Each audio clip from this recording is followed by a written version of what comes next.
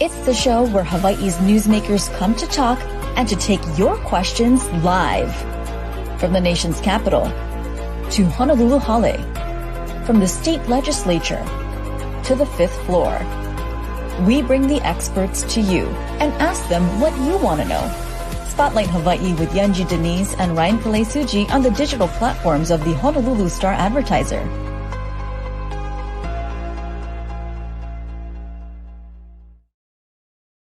Well, aloha and good morning. Thanks for tuning in here to Spotlight Hawaii on the digital platforms of the Honolulu Star-Advertiser. I'm Ryan Kalesuji. Yunji Denise has the day off, and this morning we are spotlighting real estate in Hawaii. We're going to be taking a closer look at both the residential side as well as the commercial side of real estate with new numbers that have also just been released by the Honolulu Board of Realtors. So we want to jump right in right now and welcome in James Chan, a real estate agent from Compass Real Estate. James, thanks so much for joining us. Hang on, there we go. Thanks. Sorry, your mic was muted there. Thanks for joining us. James, let's talk a little bit about the numbers that were just released by the Honolulu Board of Realtors. What are we learning about those numbers and what are they telling us? Yeah, so, the market is starting to catch back up. It's starting to gain a little bit of traction now, coming out of a whole year of, kind of slow movement on the residential side. That is, we're seeing that the median prices for single family homes has ticked up a little bit and condos as well. But I think there's a lot more to understand and know behind the scenes on just those figures. One of the things that we're also seeing is just the interest rates, right? Doubling from where they were a year ago. How much is this impacting these homeowners and both on the buyer's end and on the seller's end? Yeah, so if interest rates double, things become twice as expensive to borrow money, right? But prices have not decreased by 50%. So affordability becomes a huge problem for people. What that's done is it's really taken out a lot of the buyers that have been stretching just to buy something. No longer can they stretch, they're just priced out. But then you have a lot of people who can afford a higher payment, and then they still have these needs, right? People who are upsizing, who are growing a family, who got married, or whatever it may be, and they're still buying, but the numbers are definitely a lot less than say 2 years ago. When we look at this, there's often talk that this is a buyer's market, this is a seller's market. How would you describe the market that we're in right now, and some of the signs that point to one of those markets? Yeah, so there's no clear-cut answer to that. I would say that it is not a buyer's market, nor is it a seller's market. It's sort of like in between. And, I will say that for any kind of market, whether it's this year or 10 years ago, if a property is priced right, the seller's in the driver's seat because there's always going to be a buyer looking for that. And so for that particular property, it's a seller's market. But in general, right now, I would say that for condos, it's a very, very different story from single family homes. So for condos, it's been really flat for a couple of years now. I would say that, it's definitely more of a buyer's market for condos and townhomes, anything with an HOA. But for houses with land and more space, it does favor sellers just a little bit, but, we still are seeing houses sit on the market longer. And then, instead of seeing multiple offers all the time, it's only once in a while, depending on how cool the house is. One of the things that we saw is just some of these drastic changes with the real estate market. When we look at our time during COVID, there was a time where there were multiple offers going in, people were going above asking. How has the market sort of evolved from that time during COVID, around 2020 to where we're at now? Yeah, COVID was an anomaly. It was crazy. Things went the opposite of what we thought was going to happen. We thought recession, things were going to slow down, but it just went gangbusters. Everybody was looking for properties. We were getting a huge influx of buyers from California, cash buyers from California, mainland US. The international presence in Hawaii really died down during COVID because the borders were closed, but the market still took off. So that was kind of a scary thing for buyers here locally. But now that the rates are really high, right, as mentioned before, buyers are just kind of priced out. And so the pricing has not been exponentially increasing. Ever since probably a year ago today, prices have remained pretty flat. For condos and townhomes, kind of softened a bit. And then for single family homes, sellers really just have to price very, very well and smart unless they know they have a really unique property, then they can kind of inch their pricing a little bit higher. But I think it's a lot healthier now in the marketplace. I mean, are you still seeing that competitiveness with some of these properties? We've heard stories from real estate agents who has said they have to get really creative with how they write out their offers. Are you still seeing some of that competitiveness in the amount of people that are going after, say, a single property? Yeah, that's a really good question. And I think I want to focus on the fact that the inventory overall is still really, really low for houses. For houses, if you don't have a lot to sell and you still have the same amount of buyers or maybe just a little bit less, I mean, of course, you're going to have multiple offers. So especially for really good properties, let's call it a good property. Let's say, it's a flat lot. It's not really hilly and it's in good shape. You're going to have a lot of eyes on it. And so we do see multiple offers in that situation.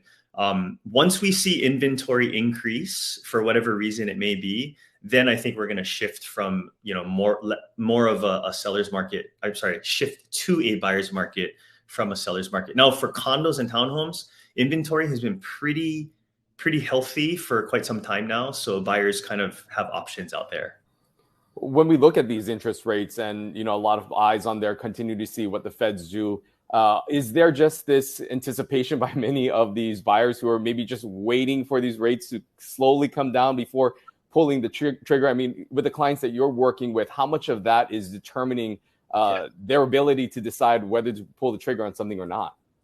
Yeah, I saw a lot of buyers last year waiting. A lot of people anticipating, the rates are going to come down, or we don't know what the rates are going to do. We're too afraid to do anything. Let's just sit tight. But what we saw a lot of this year in the first quarter was buyers just kind of getting used to it and being like, well, I guess this is the new norm. So we got to go out there and do something. We can't stay in this living situation that we're in now forever. So we got to just go. And so I think that's why we're seeing an uptick in purchases and just activity in the marketplace. But again, inventory isn't increasing. So that's where that multiple offer situation is coming from. One of the areas that we are seeing increase in, of course, is just condominiums that are seemingly popping up all throughout the urban core. If you can speak to some of the new developments that may be attractive for, say, first-time home buyers or those who may be looking for condo life living. I mean, there seems to be a lot of activity in that area, in that market. Yeah, new condos are always, they're sexy, it's cool. And, Kaka'ako and, around Ala Moana, Kapiolani area is still developing a lot. So Howard Hughes is still, going to come out with a handful more of towers, but those are like kind of luxury towers. There are affordable housing components to those towers. But then we have a lot of local developers, Hawaii-based developers, that are coming out with things now too, like Kuile Place. That's the Kobayashi Group, local, really good name. They're coming out with something off of Kapiolani. 60% are affordable units. There's another project called Kahuina, I think it's called. It's going to be near Salt Kaka'ako. 60% of those is going to be affordable as well. That's by Stanford Carr, local guy.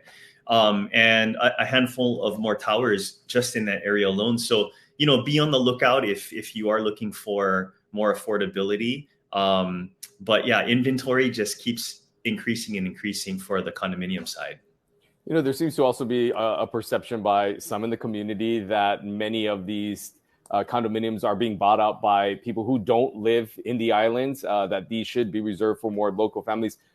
Just based on what you see through interactions with other real estate agents, do you still see that there are a lot of interest from outside of Hawaii that are looking for, be it condos or homes here in our islands? Yeah, that's a good question too. And I think it's a misunderstanding. That statement is true that foreigners are coming to buy these condos and stuff, but it's only in particular segments, in my opinion. I'm seeing them a lot more in the, Ward Village, the Howard Hughes developments, the luxury condos and whatnot.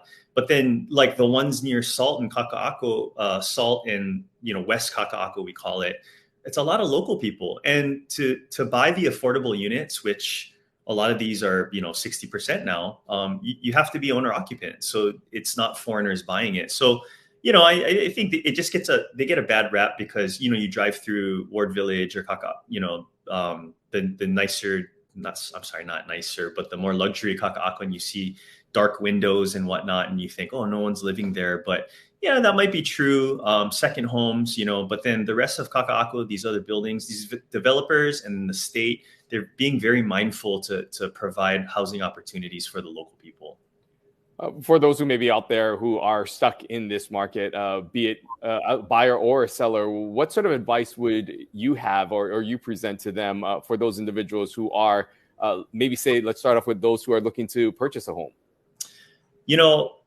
I think you really have to focus on what your needs are. Don't gamble. Don't try to play the market. Like if you have a need, go out there and talk to somebody and figure out what is out there for you, because you can never play the market. You can't tell what's going to happen. As soon as interest rates come up, for example, guess what? The demand's going to come up, and then you're going to be competing with 2 to 3 times as many people out there.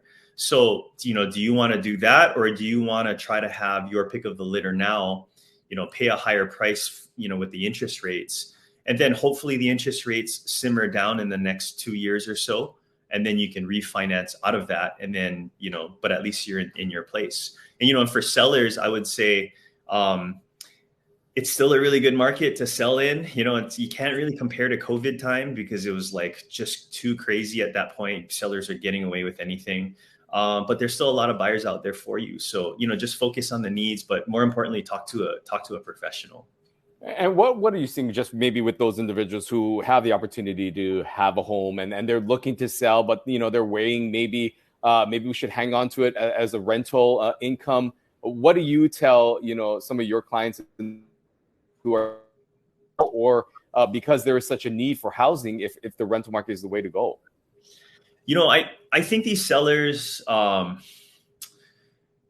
I don't think that they should necessarily wait because they're not necessarily going to get more money down the line than what they are now, but, if the numbers work out for them and they're just holding it as an investment and they don't have to sell today, then don't force yourself to do it. But for those who actually have to do something, I mean, again, like my previous advice, like don't wait for the market to do something to make your move to satisfy the needs of your family. Because there's tons of buyers out there. I think this will be the case for Hawaii forever because it's an awesome place to live. We have limited land. There's always going to be a buyer ready for you, for your property. So, take advantage of that. You've been in the industry for some time now, and you've seen sort of the changes. How would you compare just where we're at right now, with what the median price is for a single family home compared to when you got into the market and began this path of yours in this career? How have things just evolved and changed from your perspective here in Hawaii? Yeah, so it's been about 20 years now, and all I can say is I wish I bought tons of property when I first got into the real estate business because things have just exponentially increased, and I don't see it stopping. I mean, it's not going to go too crazy where it just doesn't make sense. Although it's arguable that it doesn't make sense today. But yeah, it's pretty crazy. I think with the internet and with information just being so easily accessible by the world now, Hawaii is definitely on the map, and international purchases are here. So I think that if you're a local person and you're wanting to buy something, put some serious thought into it, make a plan, because we got to protect our interests here, or else someone else might come scoop up. But it is crazy. It's sad. But, I rejoice every time I see someone local buy something. Yeah, great. Well, Jing Chan, thank you so much for joining us this morning, providing us update on what's happening here in our residential real estate market. Appreciate you coming on. Thanks, Ryan. Aloha. All right, we're going to switch gears now and still continue on in, of course, real estate, but switching over to the commercial side. And joining me now is Emalia Pietsch from Colliers International. Thanks so much for joining me. Hi, Ryan. Good morning. Good morning. Let's just start off of where we're at right now, just large and kind of the macro level, looking at what we're seeing with commercial real estate here in our islands. What have we saw, of course, during COVID, there was a lot of these businesses that we saw shut down, unfortunately, and close. Are we seeing sort of resurgent here in this market? Yes, COVID was, let's just say, in the past. I specialize in retail, and we have definitely seen a resurgent back of local, national, international brands wanting to come and open a brick and mortar location. That started about a year and a half ago of a strong, I would say, want for people who might have just been online or started their business online and now saw that people really want that in-person experience. They want the ability to try something on. They want to touch it. They want to talk to someone. And doing all of that behind a camera or through your phone doesn't give you that thrill or that experience that you actually want. So I'd say we've seen a lot more local businesses, especially expanding. And especially in the last 4 to 6 months, there's definitely been a resurgence of national and international brands looking to enter the market. Yeah, and let's just hang there for a little bit, because that's just an interesting note, because the sense is a lot more people are working from home. They're ordering things from online. So you may think that, commercial and retail real estate in Hawaii may be on the downside because more people are just ordering online. But you're saying that there still is that interest with people and local businesses especially coming in. Are these landlords catering anything or doing anything specific to entice maybe a more local presence? I would say so. Since COVID happened, a lot of brands definitely have shut down, but you have spaces that have already been built out. So them having the ability to come into a second gen space, one that might not cost a lot of money to build out, giving them the opportunity to test the market, figure out how it would be with a brick and mortar is kind of what they're looking for. And we've kind of weeded out a lot of people who weren't surviving, people who maybe are ready to retire. And this has given a lot more opportunity for people to be able to come in, open their dreams of what they've been wanting to do, and find the ability and a space that they want to happen. I think our last retail report came down with less vacancy, and with less vacancy, that shows you that there's more and more people wanting to open right now. And local businesses have been given that opportunity to go out and do that. And I know later we'll go over some of the new brands opening, but there's a lot more local people who used to be online, but they want the ability to have this omni-channel of different ways of connecting with someone. So you might see, let's just say, the dress online. You might then see it on your phone.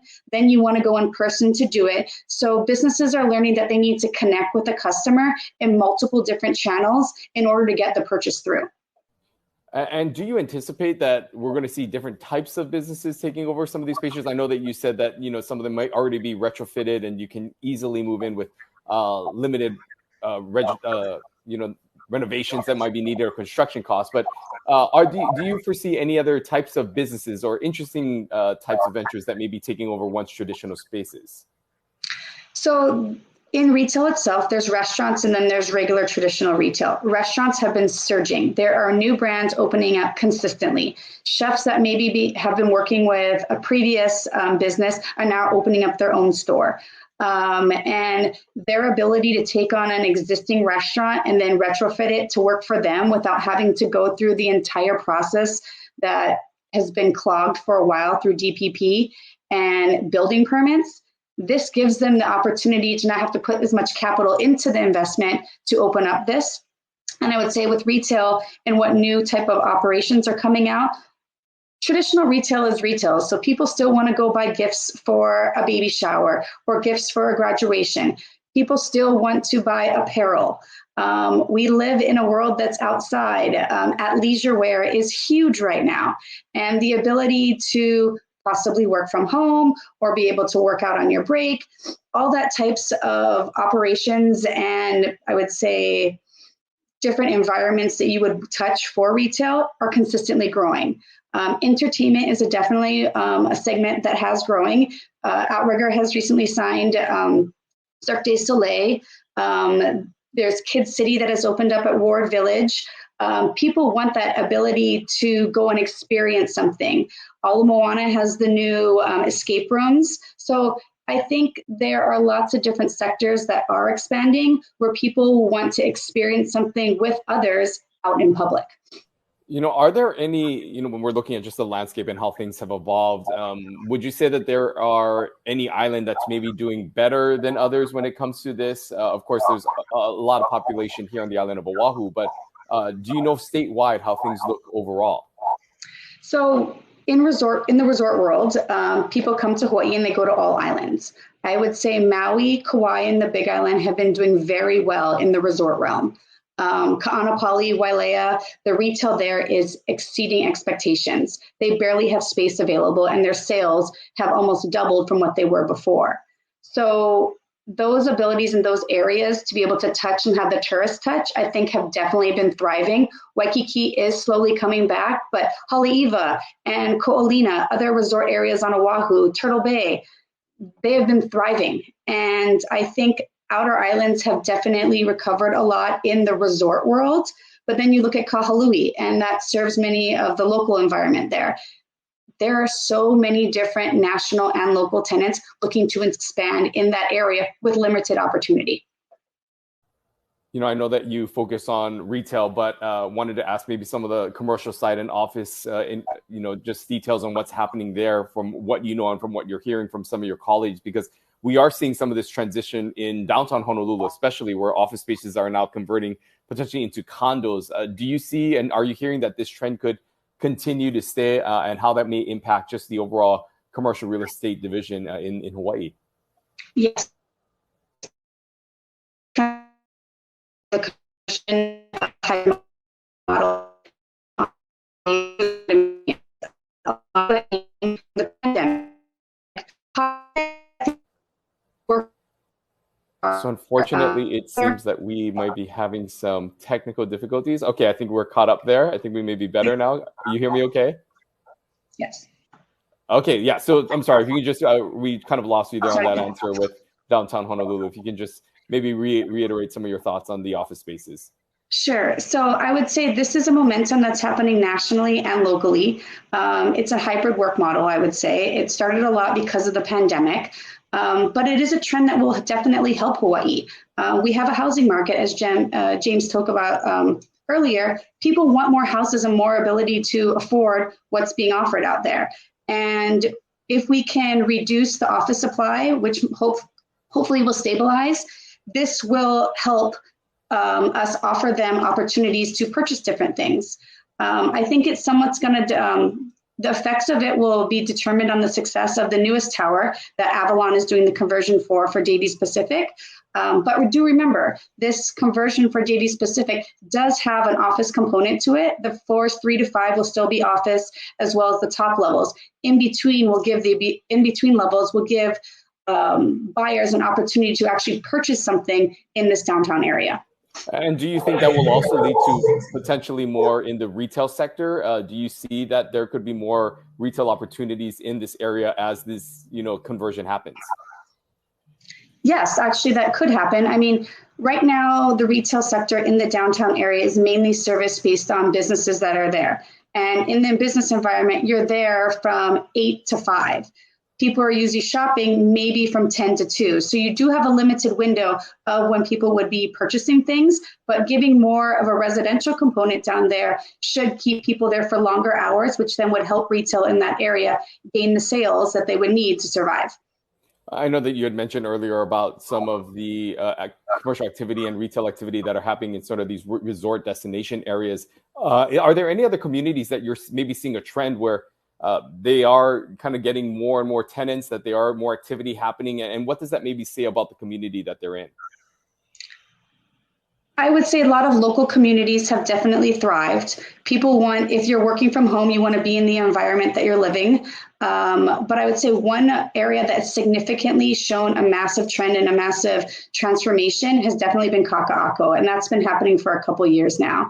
But the new businesses that have grown in there, the new towers that have come up, the new people living in this environment have definitely helped increase the sales in these areas. And most businesses, when you want to open, you're looking at how the existing businesses do in that area. When you have existing businesses doing very well with high sales, it makes you want to also open in that area because it's showing that people are actually there. Are there any insights that you can provide us as to maybe some new exciting tenants that you know of that are coming to town? Anything that you hear that maybe something that might surprise some people? Sure. So I did a little homework before coming on today to get you some inside information. I would say outer islands have definitely done well. Right now, Whalers Village, they recently opened an It's Sugar, which they had their massive space at Ala Moana. They opened a space at Whalers, and they've been doing well. They also opened a brand new tea place. So giving locals in the Ka'anapali area and I'd say tourists there a great option to shop new. People love Island Vintage Coffee. They have their flagship store at Royal Hawaiian. They're expanding at Whalers and giving people more of their wine bar feeling, which I think people love on Oahu, and being able to experience that on an outer island was fabulous. Wailea has done a great job in bringing in more luxury. They just revamped their entire Louis Vuitton store, and Yves Saint Laurent is doing a flagship store there as well, which should be opening up soon. In Kona and in Waikoloa, Queens Marketplace, which is owned by A&B, has done a fabulous job of bringing in new local tenants, one of them being Coconut Avenue, that's having their grand opening this Thursday. They also have, they've recently signed Olukai, which is, I think, a great brand that has shown a lot of success in selling the Hawaii way, I would say. Kailua, which is also A&B, has signed a lot new tenants in the recent days. They're opening up a Mala Market. They've had Great Harvest that just signed that's opening up in Merchants Row. They've opened up a new design studio and giving options for local tenants to be able to take over these second-gen spaces like we talked about earlier gives them the opportunity to come in with less capital and make that happen. I would also say that Ward Village has done a fabulous job of opening up some new restaurants and stuff in the area. Pulau Swimwear, there's a new athleisure brand that will be opening up at South Shore Market. Some of the bigger national brands right now obviously are still staying and opening up at Ala Moana. Ala Moana has recently signed Yeti, and I think that was in the paper a couple years ago. Every local person loves their Yeti cups and their coolers, and they'll have a flagship store there in the former Morphe space at Ala Moana. Lex Breezy, who started up with Mana Up, she opened up her first brick and mortar store recently at Ala Moana. Levi's recently signed, and they're opening up their store at Ala Moana. Alo Yoga, which is another athleisure brand. Their barricade will be coming up in the next 2 weeks, but they recently signed across from Apple at Ala Moana. And then they've also done a redone of their new Rolex store next to Louis Vuitton. And YSL has also opened their brand new flagship store across from Hermes. So a lot more new things happening.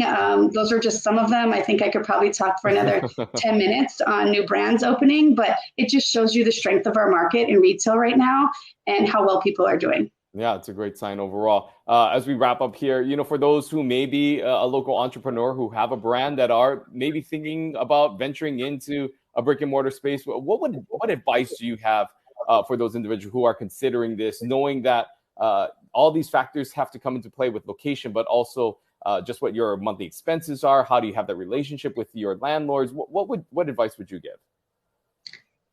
So not a plug, it's great to have a broker, but they help you through the whole process. But to give you an easy cheat sheet, I would say it's not just the rent you need to look at.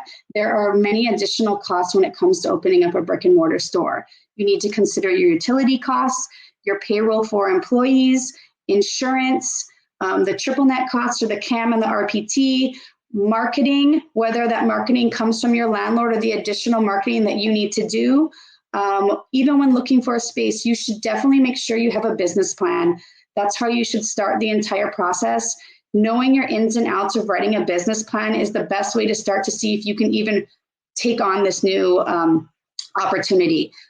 You want to see if there's enough parking in the area. You have to have the ability to make sales. In order to make sales, people need to be able to come to your property. They need to be able to have parking or Uber. Do you have the ability to have signage? How would your store be displayed? What's your occupancy cost based on all these costs to what you potentially could do in sales? A lot of this information is helped gather through the process that you go through. But at the same time, having all of it really helps you feel confident in the leap of faith to take to do brick and mortar. All right, Emalia, Pietsch, thank you so much for joining us this morning and providing us with an update of what's happening here in the commercial and retail side here on our islands. Thanks so much. Have a great day. Thank you. Well, great to hear from both of them as we got two different perspectives of what's happening here in Hawaii's real estate market. Of course, earlier in the program, we talked to James Chan from Compass Hawaii, who shared with us the impact of what's happening with these higher interest rates here in our islands, and how some individuals here in this market and those looking to buy may be a little more hesitant because of some of these rising interest rates. But again, as we noted at the top, Hawaii's housing market really appears to be heating up with that numbers that have just been released by the Honolulu Board of Realtors, which show that for the second time in the past 5 months, that median price hold has reached 7 figures, going to $1 million. And so hearing from James earlier, we encourage you, if you missed any portion of this interviews, you please go back and watch them. They will be archived, of course, on the platforms of the Honolulu Star-Advertiser, as well as through a podcast and air on Channel 50 later. But, James Chan really laying out what is the best path for those who may be interested in buying as well as selling.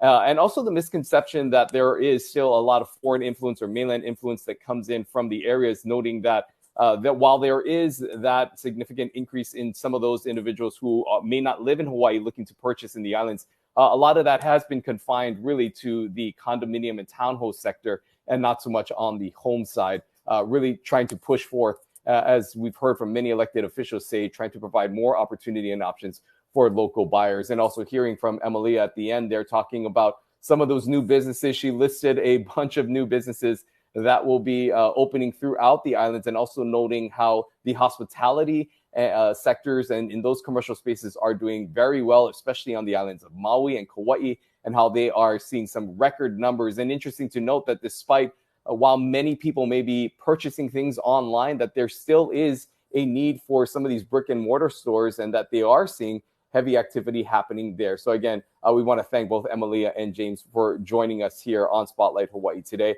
On Friday, we will be switching gears. We're going to be talking to Roger Morton and John Noguchi from the city and county of Honolulu. We're going to be going through the rail project. Of course, the rail is getting set to launch next month. And we had a lot of questions come in when we talked to Lori Kahikina just about how daily operations will be handled, how some of the bus routes will be linked in. And so these two individuals who will be joining us on Friday really will detail some of the steps that the city is taking to ensure that this is a seamless transition to start service for the rail project, which I know many people are looking forward to. I hope you join me here on Friday for another episode of Spotlight Hawaii. Until then, take care and aloha.